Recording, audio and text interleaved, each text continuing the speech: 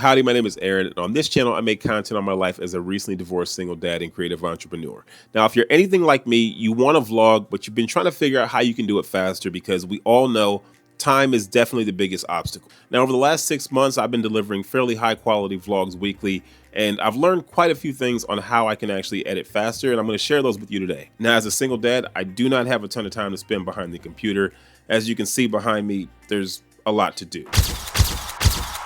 Over the last 6 months of vlogging, I've learned quite a few things. And one of the most important is that a lot of the things that make editing faster don't actually even occur at the computer. They happen when you're actually filming. So we're going to talk about those later. But first, let's jump right into the ways that you can start editing your vlogs faster right here at the computer. So let's get this thing started with one of my best tips. And that is to never start from scratch. Now, if you're anything like me, whenever you start a new vlog, you're super excited to hit new project. But let me tell you, that's one of the worst things you can do. Your style, your flavor, like what makes you you as a creator, those things already exist in your last project. So rather than starting from scratch, why don't you start from your last video? Now, this is my last vlog. There's a bunch of sound effects, music, overlays, LUTs that I used in the last project. And honestly, I'm probably gonna use again. So rather than starting completely from scratch, what I actually do is I save this as the template for the next video. I'm currently on version like 15.0, but on my first video, I was on version 1.0. At that time, I had just a few songs, just a couple of sound effects, and just a few LUTs. But over time, as I've created more and more videos, I have built on that same project file. Then I actually save it so that the next project has all of those assets built into it.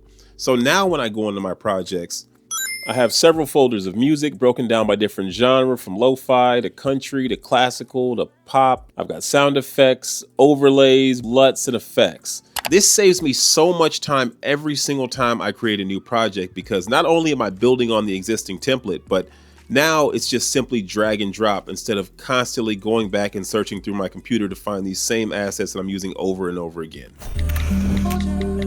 Now, the next thing you're going to want to learn is hotkeys. Now, I'm not sure which software you're using, but every software has some kind of hotkeys, which are simply little keyboard shortcuts that you can use to quickly access different functions inside of your editing program. And there's two keyboard shortcuts you're definitely going to want to learn immediately.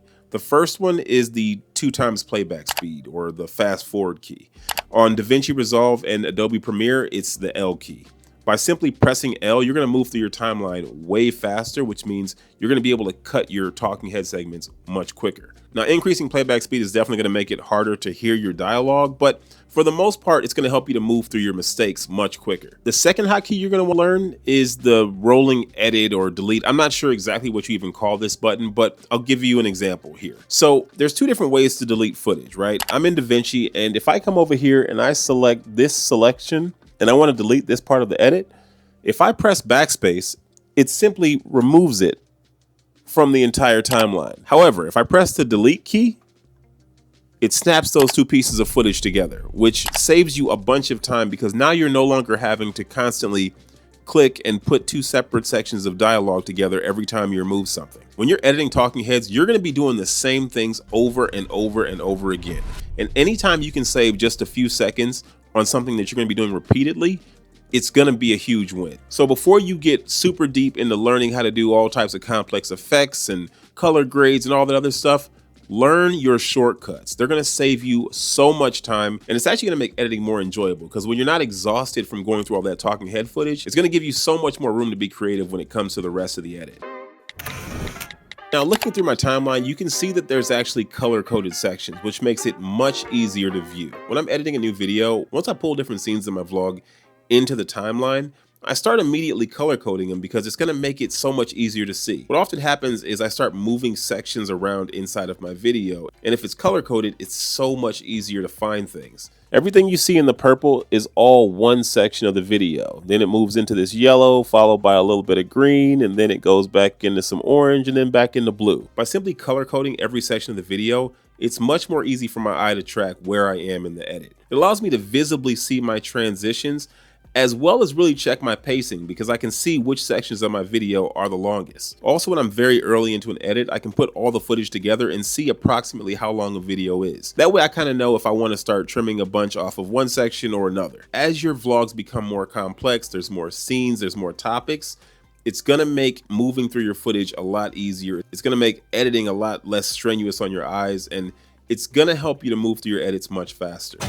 So after you use the information I've already provided to create a rough edit of your vlog, walk away. One of the worst things you can do is sit at your computer simply thinking about your edit when there's so much more in life to do. And speaking of, I need to go work out, so we'll keep talking about this while I'm at the gym, and we'll also talk about the other things that we can do that occur away from the computer.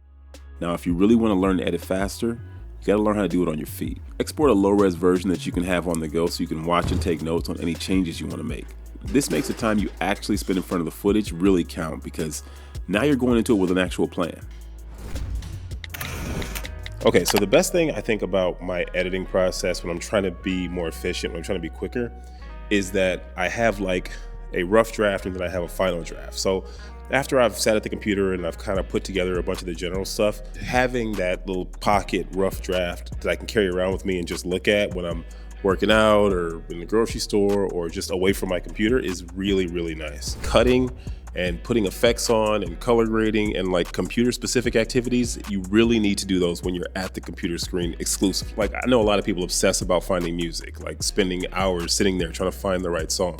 And while that's admirable, it's definitely not the way to do it fast. Because I have a rough draft that I'm carrying around in my pocket, I can also look for music when I'm out, like at the gym. Typically, I'll come in here into my music library and I'll just scroll through and just listen to different songs. And if I find something I like, I go ahead, bookmark it, and then I'll check it later on when I get back to the computer. The main thing is that when I do my rough cuts, I cut to a general song that has the right tempo, even if it's not the right song. So I'll use them as a placeholder when I'm editing so I can kind of cut to the beat. But then when I walk away from the computer, I'll start looking for songs that match that same mood, but are a completely different song.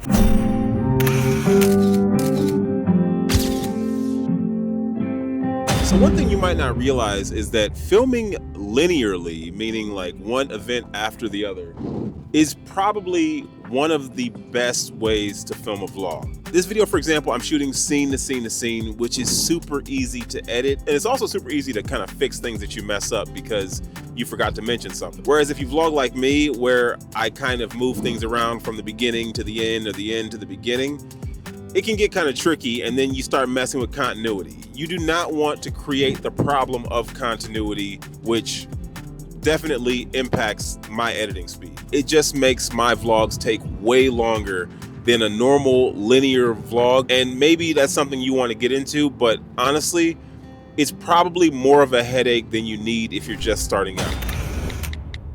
I was gonna take my camera inside, but didn't because it's raining. But that kind of fits my next tip. Don't turn on the camera to say something if you don't know what you're gonna say. I find it's better to have footage of me doing something that I can later voice over, rather than footage of me fumbling over my words that can only be used in this one particular video. Now, I'm sure you've heard the phrase show don't tell. If you're not gonna show it, then it might as well be a podcast. And I'm sure you're wondering, how does this help you to edit faster? Well, because you didn't just record and then edit 10 minutes of nothing. Plus, when you finally sit down and record that voiceover, you know exactly what you want to say because you've been thinking about it. Not to mention, if you don't use the footage at all, you can use it in a different video entirely. Set deadlines. Now, this is going to be tough for you because I know you want to sit there and tweak it until it's just right. If you're doing a vlog, you're probably going to do another one later on. And because of that, you can't look at each individual video as your grand masterpiece. Now remember, we're working off of a template that gets better every single time you make a video. So it's gonna get a little bit faster, you're gonna get a little bit better, and it's gonna actually become easier every time you create. So eventually, the video that you're envisioning will be easier than the video that you're making right now. By having a weekly deadline, I can only push myself so far before I'm out of time. Having that safeguard in place definitely keeps me honest. I think sometimes we get in our heads about putting more time into each individual video instead of remembering that we have to put out a certain amount of videos as well. We want to get faster because we want to put out more videos, not so we can spend more time on one video. All right, so it is dinner time over here, so I'm gonna head out in just a second, but I'm gonna leave you guys with this one final tip. Stop taking the you out of your videos. By that, I simply mean stop editing so much. You know, one of the reasons why you're spending so much time in front of the computer is because you're editing so much of the little mistakes out of your videos that you're kind of taking the personality out. I've literally seen videos on YouTube where they're trying to make a point about something really, really interesting, but instead They've cut so much footage out that it's hard to even understand, and it feels very robotic. Yes, it is absolutely great to have a plan when you start filming a video. It's good to have a script, bullet points, whatever it takes for you to feel comfortable in front of the camera. However, when you have a conversation with someone, sometimes you stumble over your words, but you keep rolling because there's a person right in front of you. And when you're talking to the camera, it should feel the exact same way. You've simply got to stop cutting so much of your personality out of your videos. I know what you're thinking. You've been told that everyone needs this retention editing where everything has to be really tight. You can't have any space inside of your speech, and any errors that you make has to be edited out. However, I think what you're missing is that you're actually taking out your personality and you're creating quite a bit more work for yourself. In my earlier videos, I definitely edited way too much, but if you watch my newer stuff, you can definitely tell where I'm letting myself breathe far more. If you're working with a script, I highly suggest you break it down into bullet points instead of reading one long paragraph. By breaking it down into individual bullet points, these are different places where you can switch camera angles or locations. It's far less distracting and